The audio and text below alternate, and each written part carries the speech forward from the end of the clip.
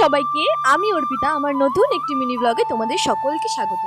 আজ হচ্ছে মনসা পুজো, এছাড়াও আজ হচ্ছে নন্দ উৎসব। সকাল সকাল ঘরের পুজো টুজো সমস্ত কমপ্লিট করে মনসা বাড়িতে পুজো হচ্ছিল, সেখানে আমরা দুধ কলা গিয়ে দিয়ে এসেছি।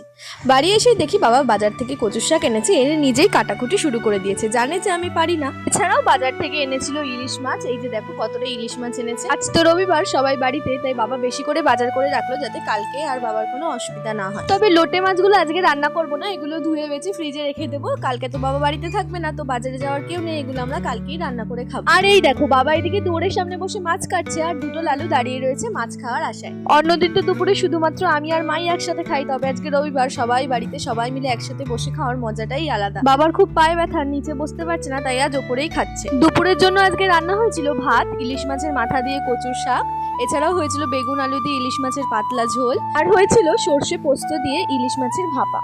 সবাই মিলে দুপুরবেলা একসাথে অনেক মজা করে খেয়েছিলাম আজকে। এরপর দুপুরবেলা একটু রেস্ট নিয়ে বিকেলে গেছিলাম হচ্ছে মনসা পুজোর প্রসাদটা আনতে। দুধ কলাটা দিয়েছিলাম, ওটা তো আমাদের খায় না, ওটা নিয়ম আছে জলে ভাসিয়ে দিতে হয়, তাই জলে ভাসিয়ে দিয়েছি। আর মামি কিছু প্রসাদও পাঠিয়েছে, দেখো কত কিছু পাঠিয়েছে। ফল প্রসাদ, লুচি, সুজি, পায়েস, লাড্ডু, নাড়ু, তালের বড়া, মালপোয়া, অনেক কিছু পাঠিয়েছিল। তবে এর মধ্যে থেকে আমি শুধুমাত্র তালের বড়াটাই খেয়েছি। বিকেল বেলা প্রসাদ টোসাদ খেয়ে গেছিলাম হচ্ছে আমার একটা ফ্রেন্ডের বাড়ি, ওদের বাড়ি জন্মাষ্টমীর প্রসাদ খাওয়ার নিমন্ত্রণ ছিল। তো যাই হোক, ওদের বাড়িতেই আজকে অনেকক্ষণ সময় কাটিয়ে তারপর রাত্রেবেলা একটু আমার মামা বাড়ির থেকে প্রসাদ নিয়ে তারপরে বাড়িতে আসলাম। আমার তো আজকের দিনটা খুব ভালো কেটেছে। তো চলো, আজকের মিনি ব্লগটা এত অবধি।